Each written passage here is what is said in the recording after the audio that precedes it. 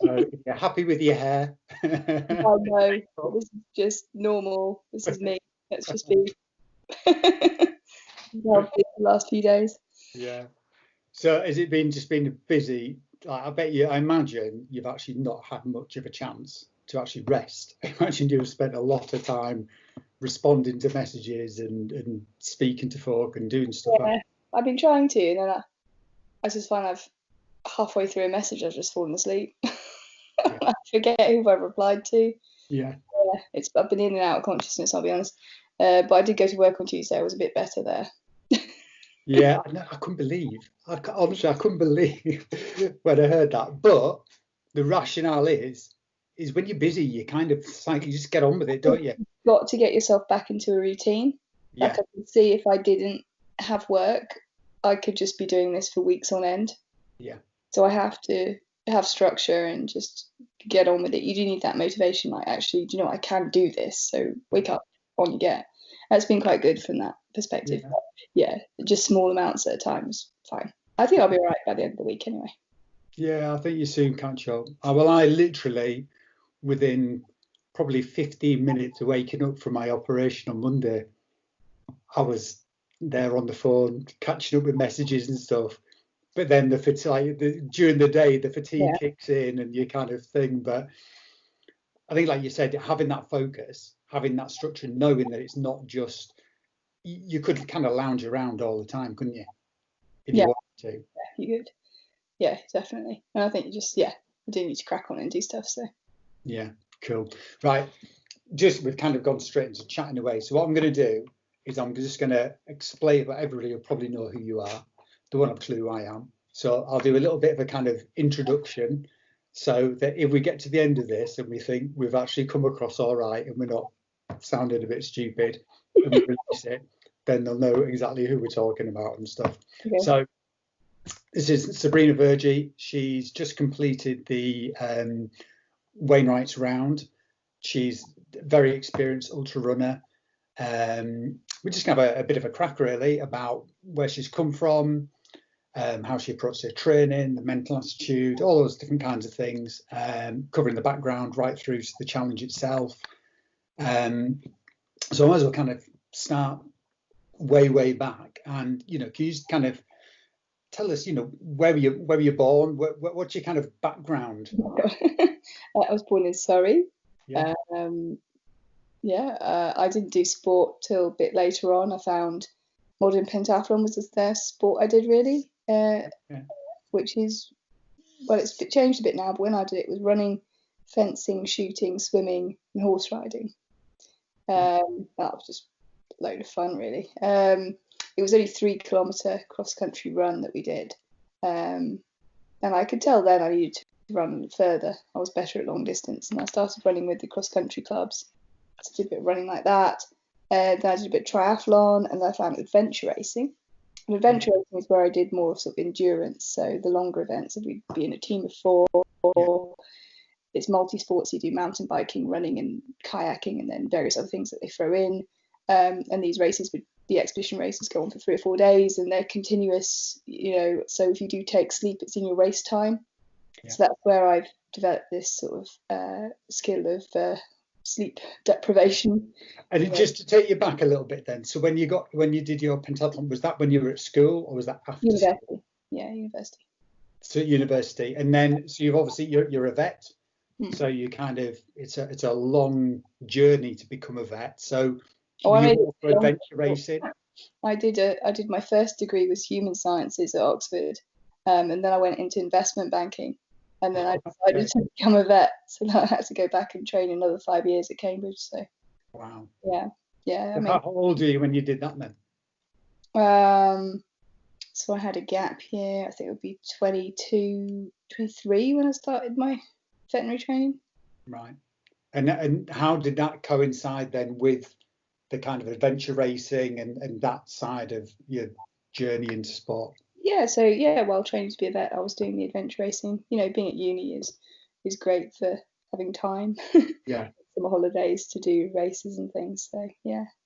So was that a similar time that Kim Collison and people like that were adventure racing? Were you in similar kind of races to those guys? Oh, I did actually. Yeah, so I do know Kim from adventure racing. Yeah. But Steve Birkinshaw also did some adventure racing, so it was after that. Yeah. And I saw him on the circuit. But yes, I suppose a few of us have been out there doing it as well. Yeah. And you kind of touched on before the kind of that mental approach and the kind of lack of sleep. So do you think that's something that may be a combination of the adventure racing, your kind of job? Because I think you actually put yourself on call. Was it on call overnight the other night that you had yourself on call? Yeah, I have to be on call quite a lot. But it's one of those, you may not get no calls at all. Or if you get a call, it could be at 3 or 4 in the morning. You have to just get up and get on with it. Yeah. So I'm used to just springing into action if I have to. But yeah, no, it's definitely more the adventure racing that gave me that kind of training. Because it's not just sleep deprivation, but it's sleep deprivation while doing extensive physical activity. So it's a different thing. Yeah. So from your kind of adventure racing days, is there any kind of lessons that you think you'll learn as far as good experiences and bad experiences that have kind of led to help you more so in these kind of latter years in the ultra running? Yeah, I mean, you learn how to walk. I would say I was walking the line, of what's going to be okay and not okay with the sleep deprivation, and each time it can be different. We had some races where we took sleep and maybe we took more than we needed to. We lost places. Right. And other times we didn't sleep and then we were losing places because we would just do lally.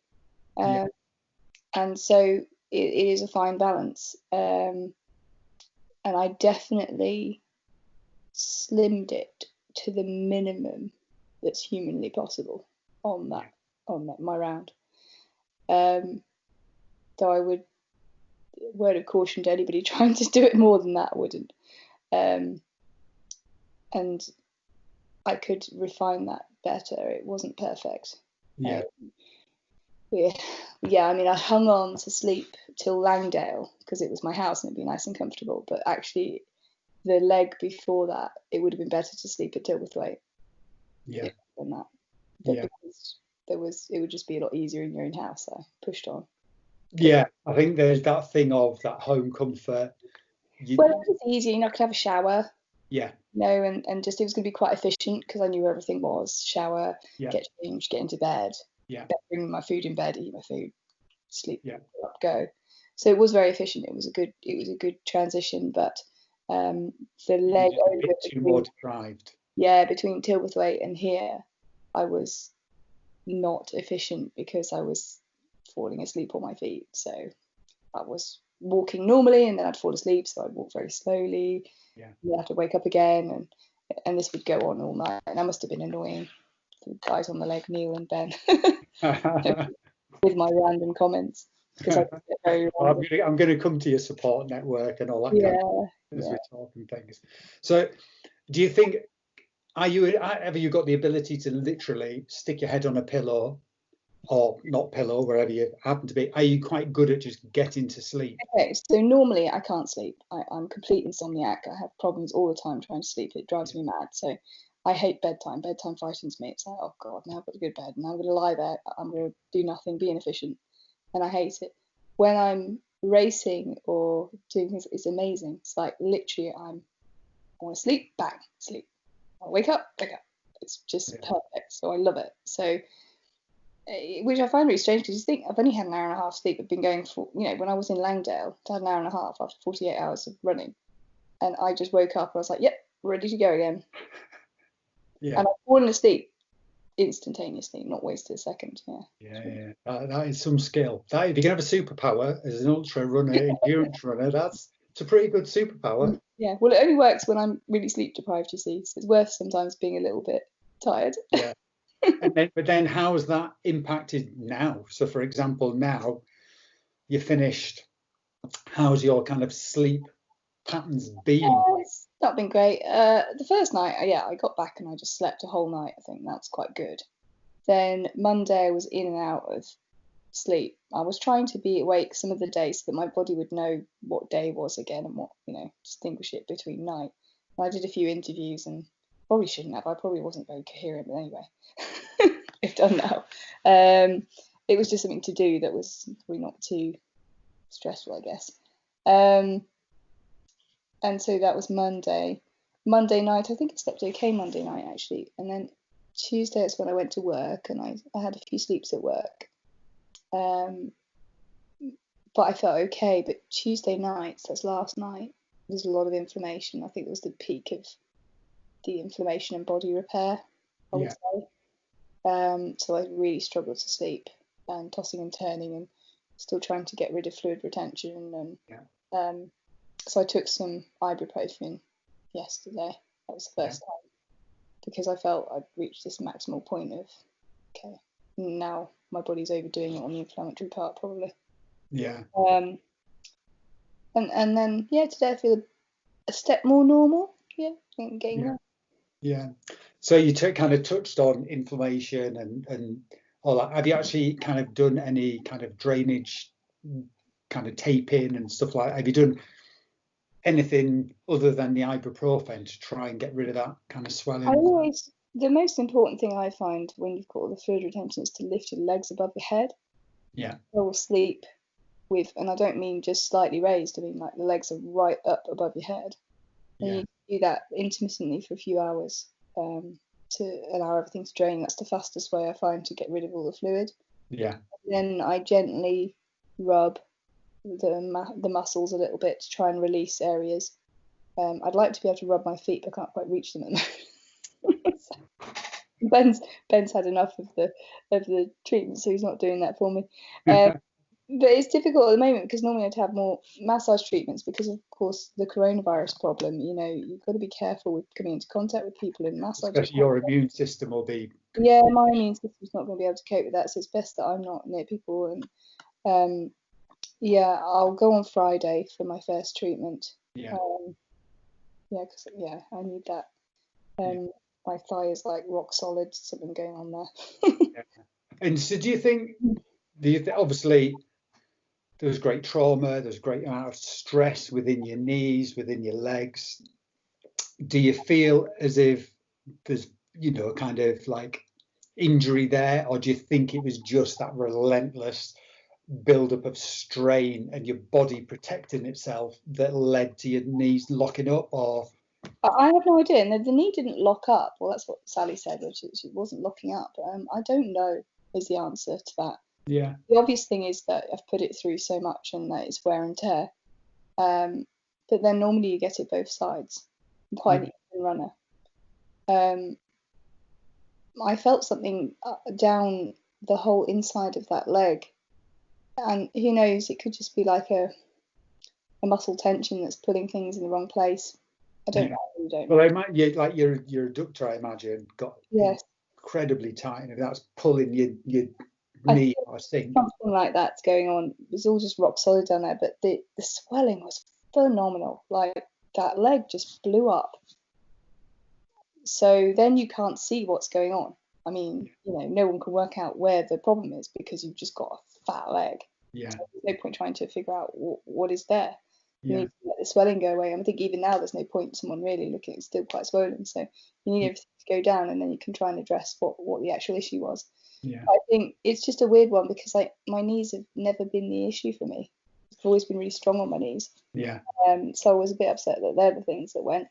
So is that something, do you think, that affected you mentally? The fact that you were going well, everything else seemed to be going well, obviously apart from the sleep, you were naturally bloody knackered, but your knee and then to knees were the thing that were slowing you down. Did that mentally affect how you felt? Yeah, I mean, you sort of go from going, right, I can get this, I'm on this, I'm going to get what I'm trying to achieve here, to oh, no, I'm not going to achieve this. So what can I achieve now? You have to address that with yourself. So that was hard. I knew earlier than everybody else did, I think. which I always And found. did you keep it to yourself, not wanting to almost admit it that you? No, I think I was trying to externalize it, admit it, and I think that people weren't really taking it on board. Well, I think everyone was so excited and so into it, they didn't want to give up the dream either.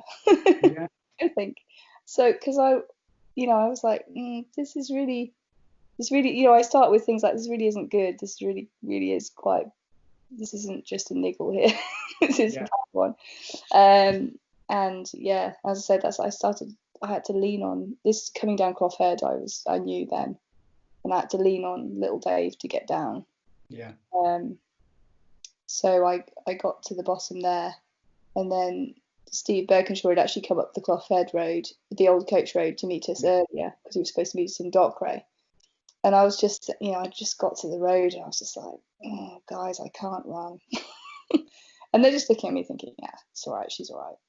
And we were just chatting away, walking along the road, and I'm like, no, I should be running this. And I would try and take a stride. Yeah. I was like, no, this is too sore. And they're like, it's okay, we'll get you some painkillers at Dockwray. It's like, yeah. And then you think, okay, you got something to focus on. Right, I'll get some painkillers at Dockwray. We'll ice it. We'll do the stuff. Let's see what it does. So yeah, we iced it at Dockwray, took painkillers, and started off again. And I mean, I think Steve looked back at me at one point, and I just went. I think he knew as well, and I was like, ah. But it's okay. He's probably the closest person, other than Paul, who could probably comprehend what you were going through, isn't it? So, and I think maybe that's it. You kind of support people who are running with you. Their kind of role is to motivate you, to push you along. Sometimes that's nice motivation. Sometimes it's quite forceful. Come on, we've got to get it. It was good. They were all extremely good, and I never felt forced, but also I always felt encouraged. It was perfect. Yeah. I had the dream team. I had the best support team I could have ever hoped for, and they just did everything beyond what they could and should have done, and I'm so grateful. And that is one of the other reasons that you do continue, because they've put a lot of effort in, and you don't want to disappoint them. So I would say probably that's why I got round, just a bit. And as I say, it's unfortunate the way I had to have some help holding on to people on the way down. So as I've said, I can't claim this as any kind of record. That's not the way you do it to get a record, but I wanted to just get to all the summits, and I think everyone was happy for me to achieve that. And it is what it is. I visited all the summits.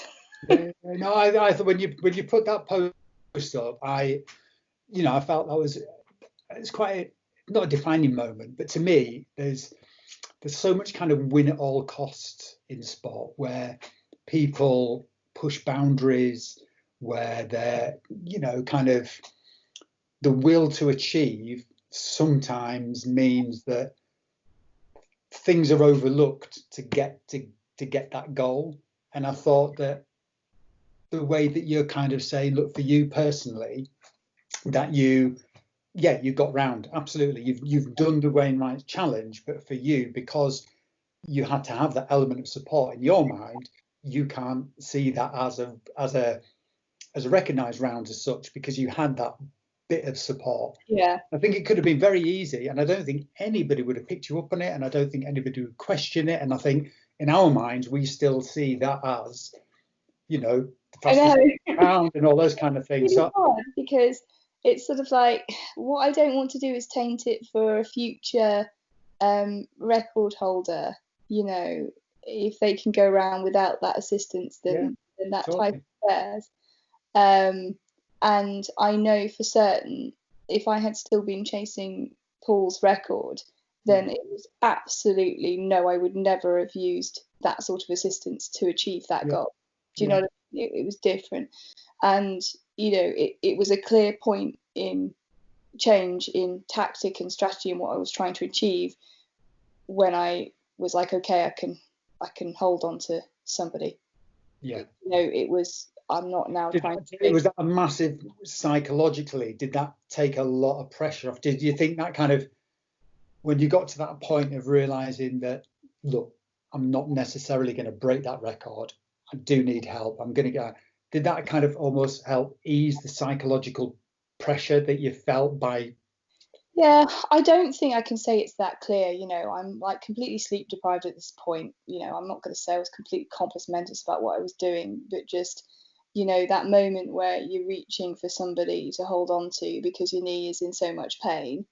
Yeah. The moment where you're no longer flying along doing what you should be. There was that moment I was like, okay, this is not what it was. I'm no longer on this for a record. And then you make, and then you just, because you still focused on finishing, as I said, I just did it in whatever way I could and worry about what that was later. And I'm really lucky that I had a couple of people there who picked up on it for me, actually, because it was bothering me. Like, I did a descent down Whiteside into Ranadale, and it was Neil and Nikki there, and I spoke to them about it. I said, look, I needed assistance down that. What do you think? How do you feel about this? What shall I do? Because this is no longer right. And they said, well, it depends what you're trying to achieve, Sabs. Do you just want to get around? I said, yeah, now I just want to get around. I said, that's fine, let's go. Yeah. So. There seemed to be a period, I don't know if it was on Causey Pike, where you seemed to, whether you did or not, the tracker stopped for a while. Was that around the period that the pain was just too much, you needed a rest, or was it the fact that the record was gone and you just needed a bit of time to collect yourself, to motivate yourself to get finished? Anyway, you just need to go and have a look at Causey Pike. Well, I love Causey Pike. I can see Causey Pike from here. Yeah. So try and descend off the back of there with a dodgy knee. I probably was moving. I was moving, just doing it the only way I could. Very, very slowly. Very, very slowly. And it's full of heather and bracken. It was a nightmare. And then I got down there, and then I started ascending up. Is it Barrow or Outerside? I think Barrow. Yeah. And it was all sunny and lovely, and I put a huge effort in to try and get down the hill, and then I just felt a bit sleepy. So I had 5 minutes sleep there. Yeah. But no, there wasn't a large gap on Causey. I think other people have mentioned that, but there wasn't. No. So, unless there was a tracker blip. Yeah, it could have easily been, because the track sometimes takes a bit to catch up and stuff. No, the main place I took time out to think about my knees was Dodwood. Right. Because I arrived at Dodwood during the light, and obviously I wouldn't have wanted to sleep then because it was daylight. And I was okay with the sleep deprivation. I would have been all right to carry on, but I needed time out for my knees to know whether I could actually carry on. Yeah. And did the thought of that road section to Binsey, was that something that you just kind of, at that stage, were thinking, it's a tough section anyway, isn't it? Well, no, I was happy with the road section. I was always thinking that's a great recovery section. To be fair, yeah, I suppose. What a great section just to chill out, have, and especially with an injury, I was like, well, I'll probably manage that. It's smooth. To be honest, thank God that was the next section, because it was the only section I probably could have gone right. Because what I did after my sleep, I had a chat with Sally, and we just said, like, one step at a time. Yeah. And I thought, oh my God, these people, the team I've got, they're so patient. Who would crawl along that road with a cripple? being miserable. I was I don't know how I was, but I was in a lot of pain. Lot of pain, because again, when I went to sleep, it triggered the recovery mode. And I've been trying to avoid that. I knew I shouldn't have slept there, it wasn't ideal, but my body went into recovery, which is awful. You don't want that going around. So the feet that had felt quite fine, suddenly boiling hot, boom, inflammation.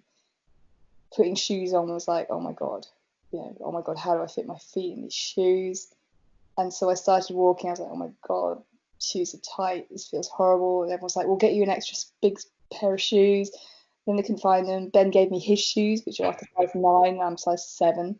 So I put those on for a bit, which were helpful. Then I took them off, then I walked in my socks. I mean, this is how pitiful it was. It really was like this crawling around. But I just thought one step in front of the other, just tick along. And then they got me my bigger shoes and I put those on. It was more comfortable. I started walking normally. And I just walked and it was fine. We got there. But, and how did you cope kind of foot maintenance wise? Did you get any really bad blisters or sores or anything like that? I'm so lucky. I mean, nout. My feet are fine. That's amazing. Yeah. Because you had the wet. It's not like it was totally dry. You had you wet. You had everything. The heat. The heat and the sweat often is as bad as the. I wear dry socks. I wore dry socks the entire time, and I changed my socks. I tried to change my socks almost every leg. I think that's important. And do you put anything else on your feet inside the dry socks, or do you just just whack the dry sock on? Dry socks. I didn't even put any lube or talc on my feet. Nothing. Just left them the way they were. Yeah, I can't complain about my feet, and I think that's a big part of being able to do these long things. Yeah. Having good feet. Definitely. Yeah. And you kind of talked about your kind of support team, and I think these things can be made and broken based on your kind of the support and how they help get you through.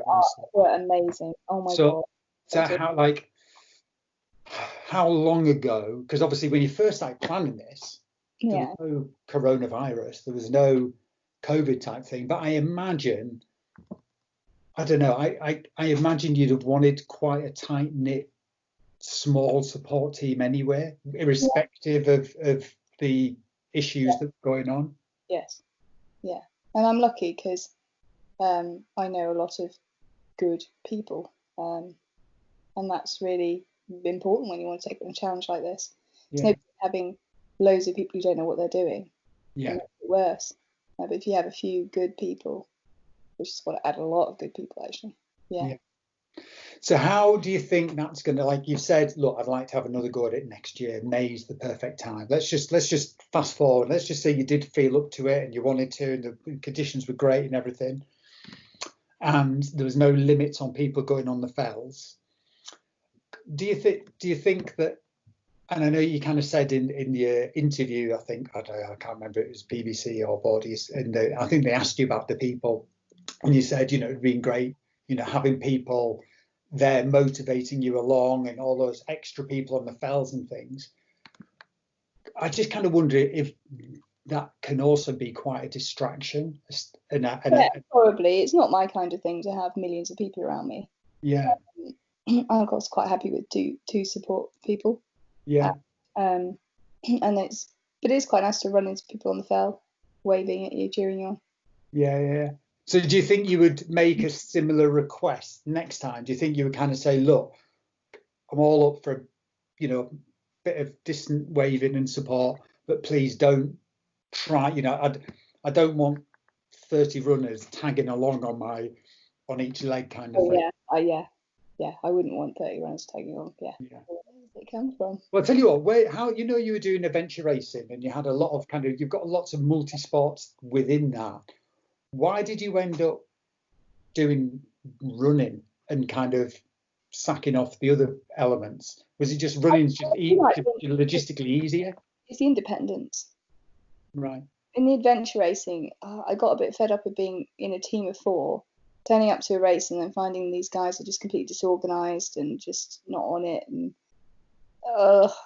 as well not respecting women for being able to read a map. That drives me mad.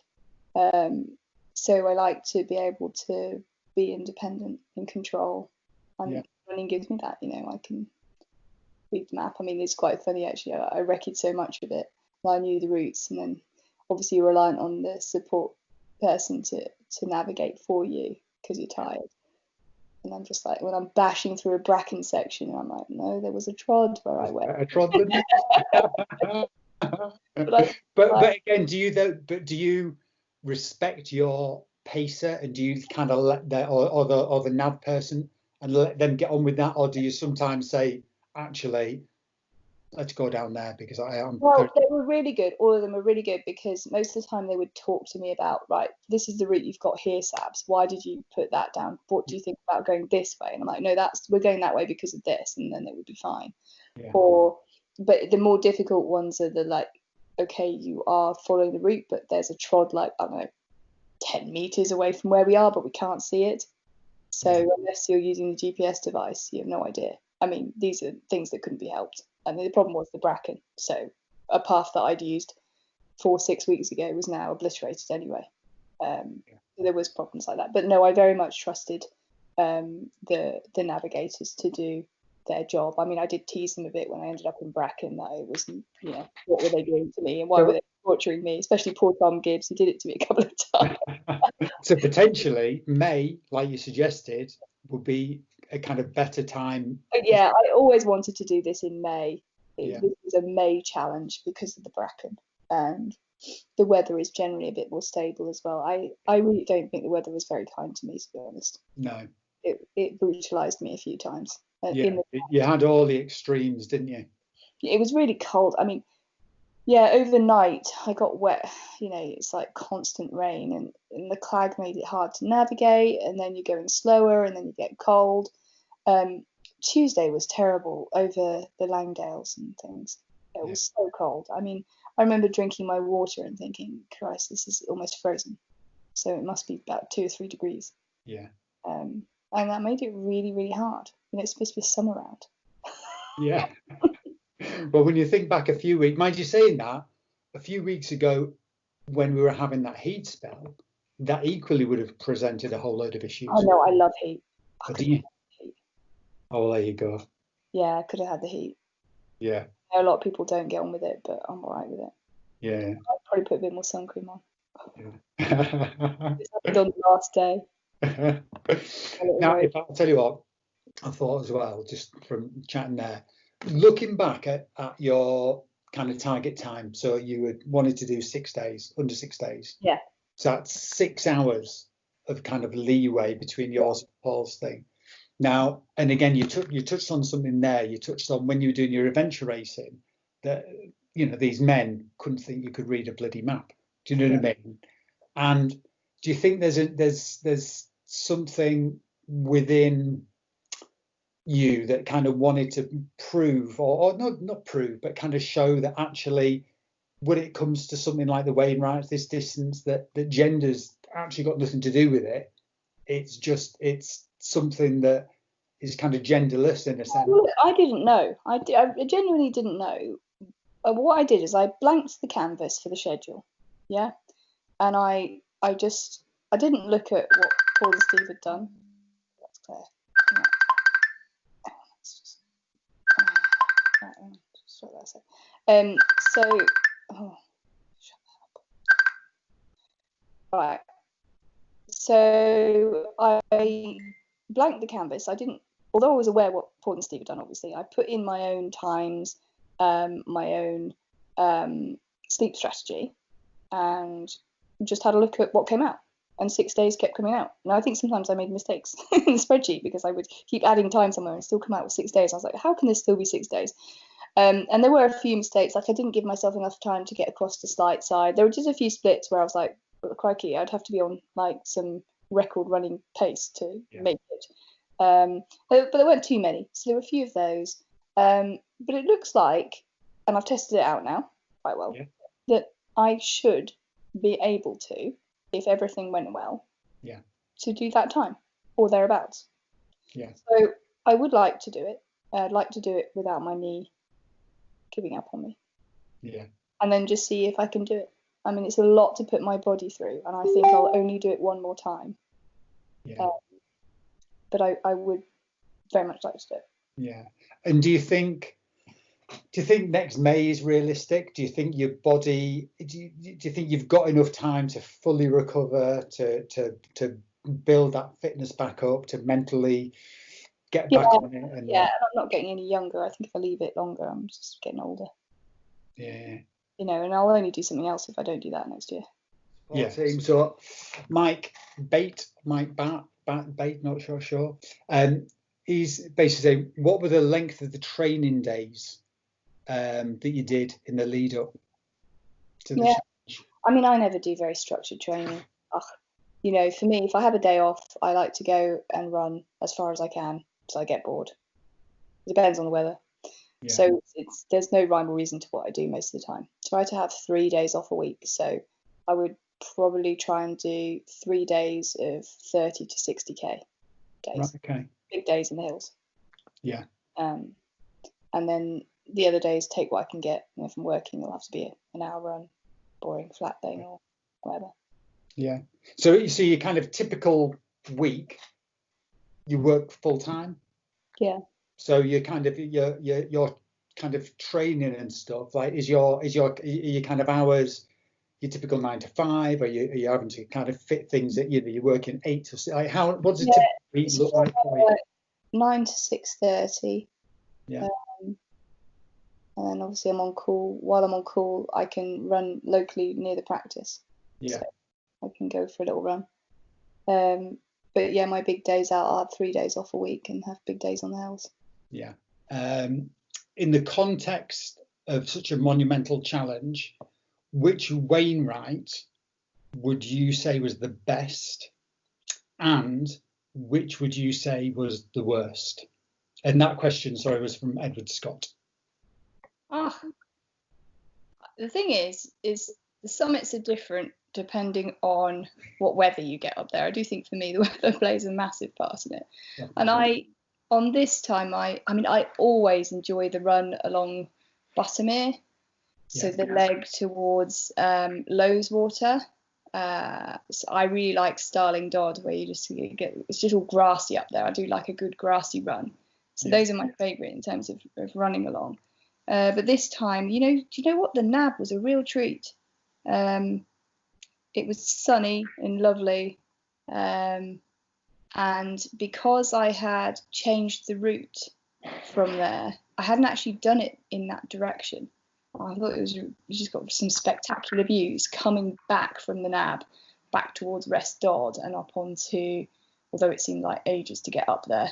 I can't remember what it's called now, Rampskill Head, I think we were headed up to.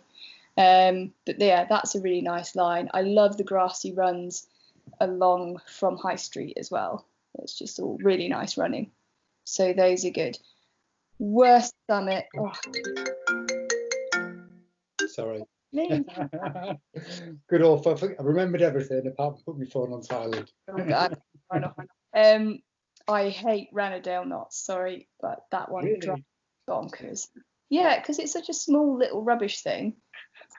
Caked in fern. It's really steep from the side I have to go up. Yeah. I'm going to have to look at that because, of course, I'm doing another attempt. So I'm going to have to look at how I get onto that, because it's really sapping right at the end of the round where you're like and it's small. So you just think, gosh, it shouldn't be that difficult. It's a pain. Yeah. So Ranadale Knots, don't like you. I even prefer Bincy to you. Oh, good old Bincy. Good. I like Bincy. Do you know what? I don't mind at all doing a bit of road for a bit of recovery. And it does give you a really nice view from that summit. I don't find it offensive at all. So let's not give Bincy a hard time. No, brilliant. Sounds fantastic. Well, that was one of the first little fells that I climbed, to the youngest of really? So yeah. So that's a good one. Right up to it like a tourist. Yeah. That's brilliant. Right. So, well, I'll tell you what then, you touched on there, you kind of talked about your favourite bit to run on. So which would you say your favourite leg would have been? Favourite leg?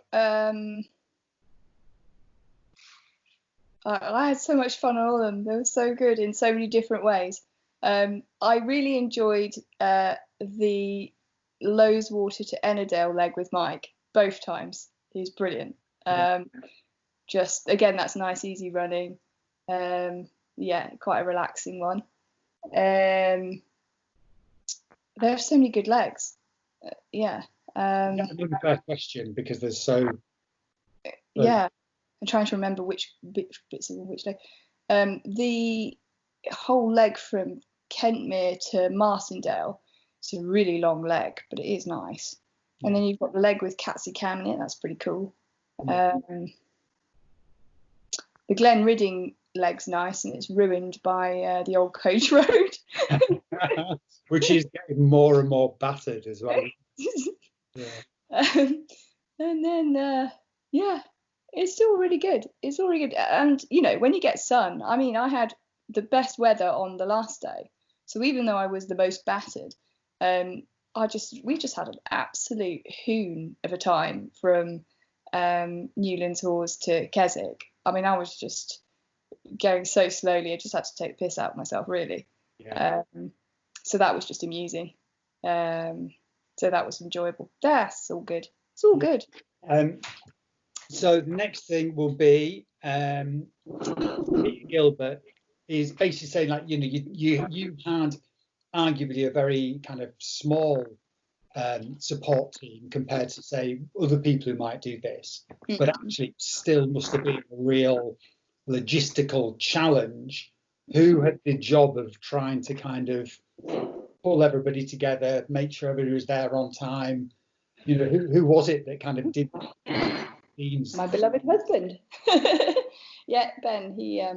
He did all of that, and I think it was a massive undertaking. I'd done all the logistics beforehand and put the schedule together and everything, but he had to execute that. Yeah, and I can't even imagine how hard that must have been. You know, I was just merrily running. It's all I had to do. And he had to worry about me getting my kit there, me having the right food, making sure the paces were there. It's hard work, really hard work. And just touching on that, how, you know, it must have been very hard for, you know, when you're watching somebody, you're in the moment, so you're running, you're suffering through all these different things, and Ben being your partner doing all those things. How if you could even maybe answer Ben if you're in the background, you know, like how do you feel he kind of coped? Because you must have seen you at some quite, you know, times where you really were struggling, and it's not pleasant watching somebody that you love and care for struggle. I don't think he cares. I don't think he minds watching me in a bit of pain. We've done a lot of adventure races together where we've both been in, you know, in the hurt locker, should we say. Yeah. I don't think I was too bad. I mean, the knee, yeah, it hurt, but it was just like, okay, it just means I have to progress in a different way, as opposed to, I don't tend to make too much of a song and dance about pain. I just sort of crack on with it, you know, do what we could, strap my knee, take painkillers, ice it, off you go, you know. Probably more worrying for him is when I'm sleep deprived and I'm a bit doolally. Some of the random things. Bad. It wasn't too bad. I kept it under control, I think. We were all right. So, yeah. So Paul Foster, he read in Steve Birkinshaw's book, you just touched on sleep depravity, how Steve had long-lasting fatigue problems following his round. What's your plan for recovery, and how long do you think it'll take, and how long do you think you'll be running again? And yeah, it's interesting. I'm recovering far better and more quickly than I did from the winter spine. And that's because I went into the winter spine, I'd been ill for like 4 weeks before. I shouldn't have raced it. You know, it's one of those where you think I'm not really fit for this, but I was desperate to do it. So I had a lot of muscle wastage because I'd just been lying in bed for 3 weeks. I think it was coronavirus, so this was back in December. I'd been out in the pool. So I'd gone into that race a bit of a mess. So naturally, when you come out of it, your body was less able to cope with it. And I couldn't walk for a long time. And I'm already far, far better than that. So I think in terms of the sleep deprivation, I'm pretty much there. So I feel today was like the first day I'm like, yeah, I can have a normal day doing stuff all day. And in terms of the running, I don't think it'll take too long. It's just dependent on what is going on with this knee of mine. I had a massage today, and we've got rid of a lot of the swelling and fluid, and now you can actually see a knee.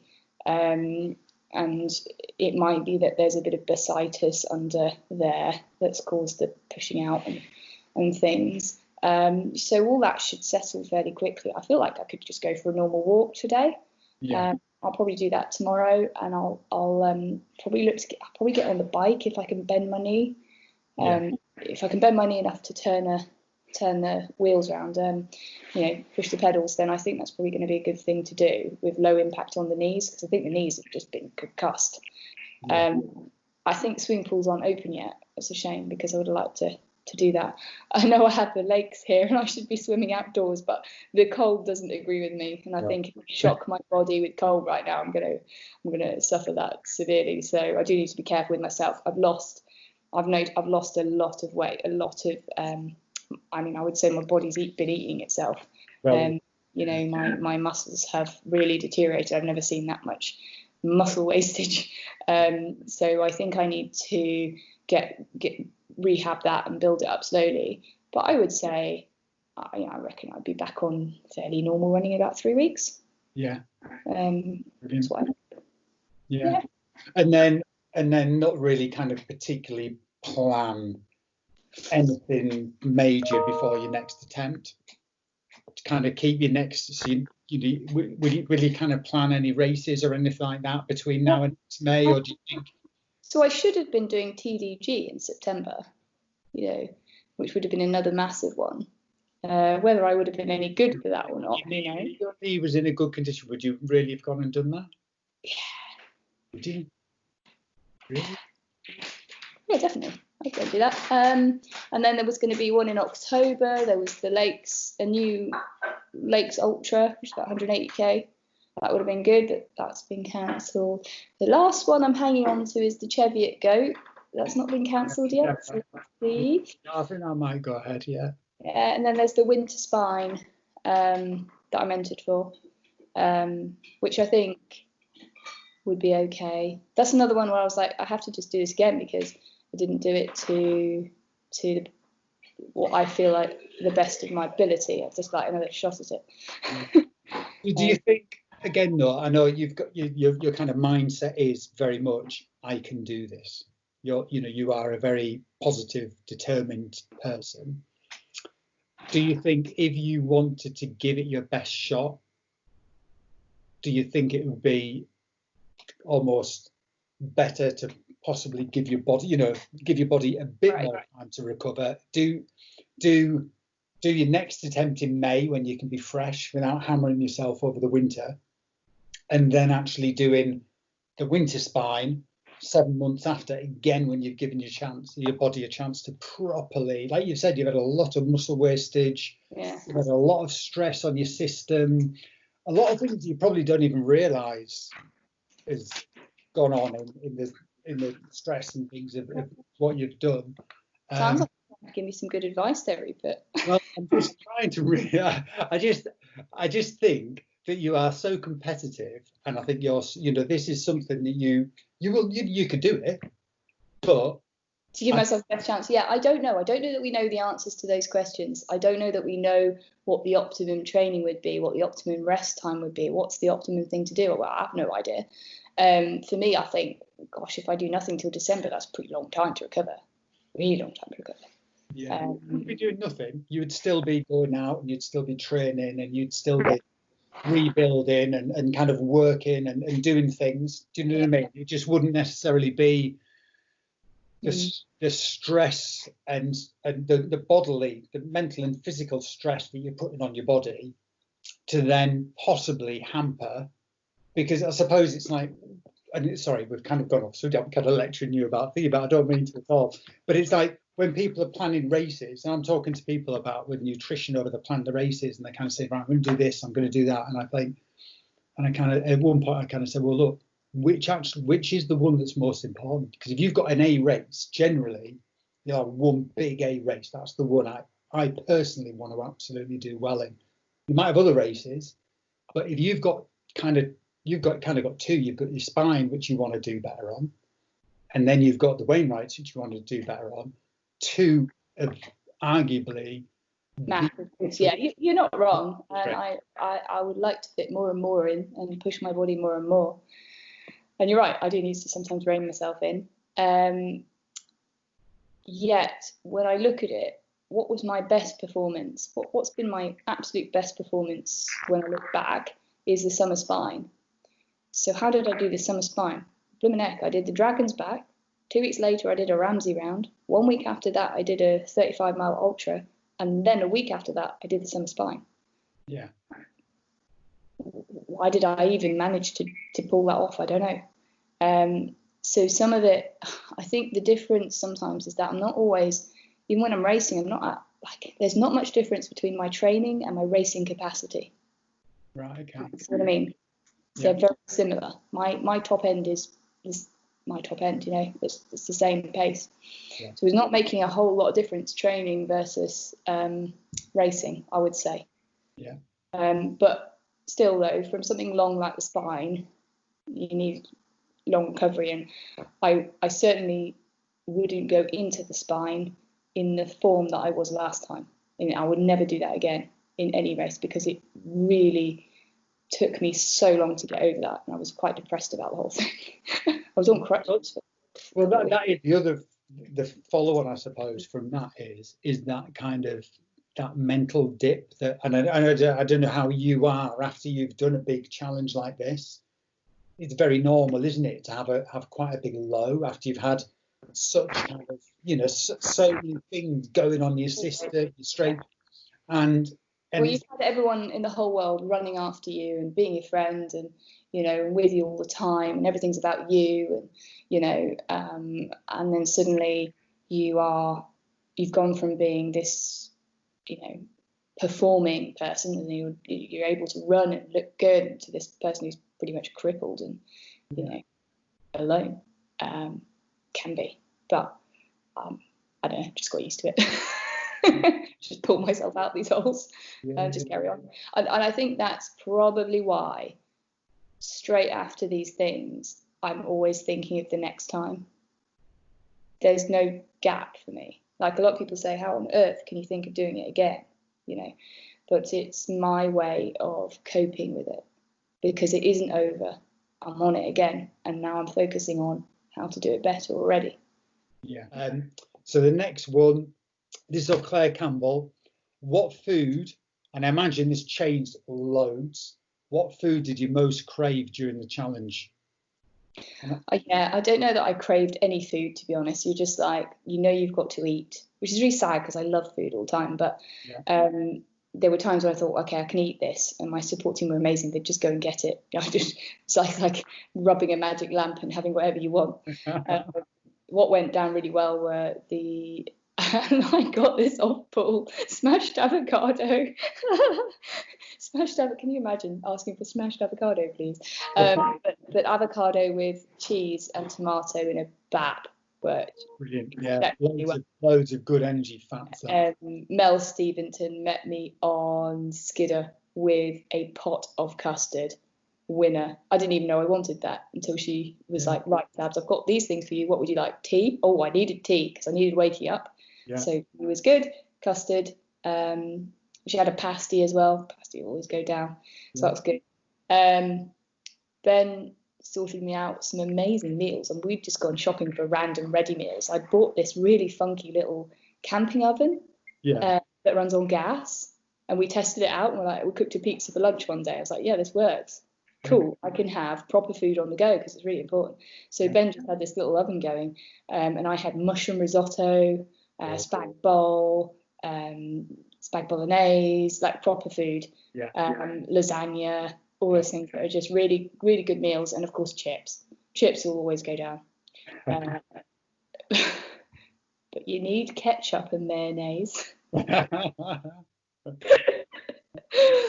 Yeah, we got there in the end. No, I was trying to eat chips right at one of the beginning ones, and there was no ketchup and mayonnaise, and it was so dry. I actually almost choked on these chips because I was trying to stuff them in so quickly with no liquid. So yeah, one needs that. What else did I eat on the way around? But I'll always eat a burger. I'm quite a meat girl. I'll eat my meat. Sorry for any vegans, vegetarians I offend, but I do find they has high calorie and protein. Oh goodness, you know. And cake, I'll always eat cake. My friend Astrid made me the most amazing Victoria sponge, and they were all like, she's never going to eat cake. She doesn't want cake. I was like, I want cake. And I think I ate 3 massive bits of it, and I was well powered that next leg. That was, and you can just see the difference. If I put in the right food, the leg goes really well. If I haven't managed to get anything down, you see this leg go from, you know, a decent split to just abysmal, just because the food hasn't gone in. And there was that, the Dudden to Tilberthwaite leg going up Dow Crag.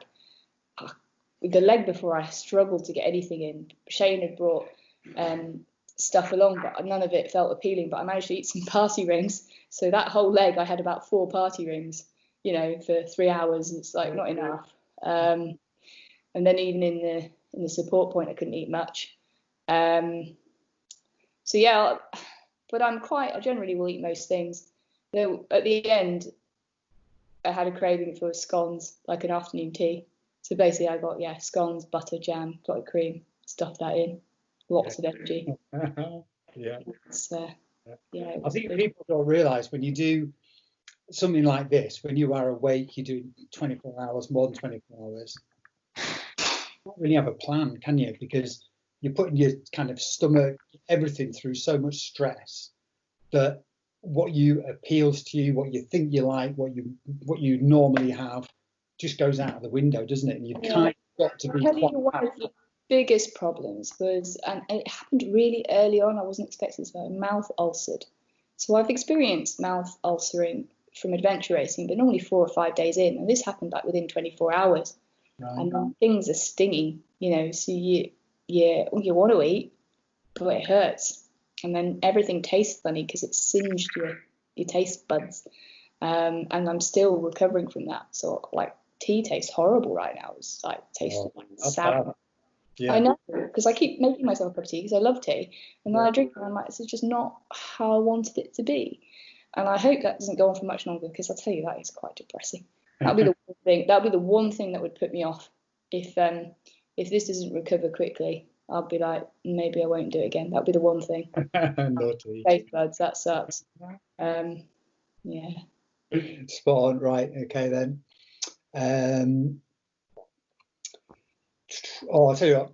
Now that you've kind of completed this challenge, how would you, if you had to kind of rate, because you've done a lot of kind of ultras, multi-day stuff, well-known events, if you were to kind of pick your top 5 and put them in order, so the number, so not necessarily which one's the best as such, but the one that you've enjoyed the most, that's meant the most to you and all that kind of stuff, your top 5. So this Wainwright was the best week I've ever had in my life. The best. Like, just the most fun, the most enjoyable, the most exciting, which is, again, why I want to do it again. It was the best. Yeah. After that, I love the spine. The summer spine is better than the winter spine. Just like nice weather. I don't really know why we do the winter spine. Don't know why I'm doing it again. I said I'd only do it once. I just, need to get over these things sometimes. So summer spine. I always like the Dragon's Back. Yeah. We generally have good weather on the Dragon's Back. The other ones are not as long that I've done. They're sort of 100 milers, like Lakeland 100. Lakeland 100 is always fun. Yeah. One more for your top 5. One more for my top 5. I like the Cumbrian Way. Cumbrian Way. Yeah, nice. Yeah. I just journeys. You know, I can't be doing with this going around in circles, but I do like going from A to B and seeing lots of stuff. Yeah. Cumbrian Way is brilliant. So anybody wanting to do, a fairly long ultra, but not mega, it's 72 miles. It's run by Pure Outdoor Events by Gaynor Pryor, and it is a really lovely journey across the Lake District. Yeah. And it's not too arduous either, because you're on the Cumbrian Way, you don't have to go up lots of massive hills. So in terms of an ultra, it's quite nice. You can get the distance in at a fairly decent speed, and the ground's pretty good for it. So do you think it's a kind of good one for people who maybe want to step up to 100 miler, like Lakeland 100? The Cumbrian Way is a good one to put in there, just to kind of have that extra bit of distance without the challenge maybe the ascent. It's similar to the Lake 100 in the trails, mix of trails, not being too technical, not going to summits so much. So yeah, it's a really good one, sort of between the 50 and the 100. I would say it's nice. Yeah. Brilliant. Oh, there you go. It's not a bad top 5. That's pretty good. And then here we go. Now we touched on the winter spine. Yeah. Adam Coles wants to know if you'd ever be tempted to do a Dom Ainsley plan and do a winter Wainwright. No, that's a stupid thing to do. I honestly don't think there's any point to it. I mean, if you think about the Wainwrights, it's all about the views. You're going to these summits to take in awesome views, and it's already bad enough when you get bad summer weather like I did. Why you would do it in winter, I have no idea. You know, you really would just be putting yourself in the hurt locker for no reason. I don't get it. You know, these challenges, you're going to spend a lot of your life on it, so it should be fun, really fun. It's all fine having a bit of type 2 fun, and we've all been there, but to have 2 weeks of, you know, storms, rain, snow, and then not even to see many views, and to put your support team through that as well. Your support is horrendous. Yeah, I just think, nah. I mean, I did do a winter Bob Graham, which, you know, it was on the 21st December, so that's quite nice, but it was a decent winter day, and it's just one day, so you can, you know, you can play around the days a little bit. But when these challenges are spanning such a long period, you will have some really diabolical weather. You can't wait for that. You'll never have a 2-week window to do a winter Wainwrights where you get good weather, and the chances are you can have some pretty horrific stuff. I mean, I already, you know, we didn't have anything like that this time, but some people may know I did start an attempt on the 2nd of June and got my hands slapped a little bit. But we had some pretty hairy weather, and I was already like, why am I putting my support team through this? Why am I doing that to them? You know, they're out here to help me, and they're not here to have a sufferfest as well. So I think, you know, there's that. And also, if you're going to do a winter one, you need minimum 2 people supporting on each leg. It's just not safe to have one other, because of the chances of, you know, one needing extra assistance. I mean, the person, you know, I was always worried if I was going to have to do the Wainwrights with just myself and one other pacer, what happens if that pacer has an injury? You know, what if I need to look after them and I've been going 4 days? I'm going to be useless to help them down off a mountain. You know, you have to look out for each other, and you can't just demand these things off your support team that are just a bit unreasonable. You know, some of these legs are really long, so some of the legs in summer took me 10 hours. In winter, could easily take double. You know, and so your pacer is doing, you know, a Bob Graham effort, but carrying your stuff. You know, already the long legs were hard. I think you'll ask Josh Hartley and Nikki Spinks that was a pretty nasty leg over. So we did Wasdale to Hard Knots. We got some proper weather on both felt. I mean, I was drinking my water and I was like, crikey, that's almost frozen, you know, summer. And I think by the end they were both a bit beaten up, you know. So you know, they've been carrying heavy bags, and it's hard work as a pacer. So I think we have to bear that in mind when we're asking people to help us to do stuff, that we're not demanding too much.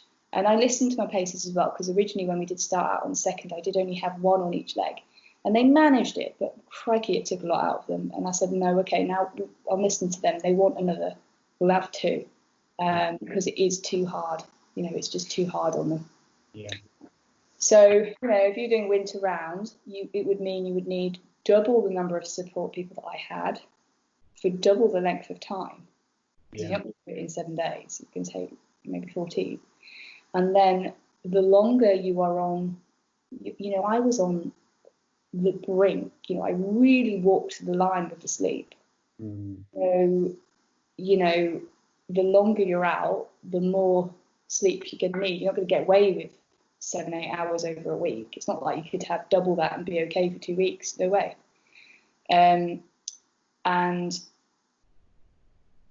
again, your foot care. I mean, I wore dry socks the whole time, and that's in summer. So if you can't wear dry socks, a lot of people say they can't run in dry socks. Well, you're not going to be able to do 2 weeks with wet feet, I tell you that. Your feet will fall off. You'll get trench foot. You're going to get, the whole foot will rub off. Yeah. So you got to think carefully about these things. And I would say a winter Wainwright is not a good idea. No, after hitting that, no chance.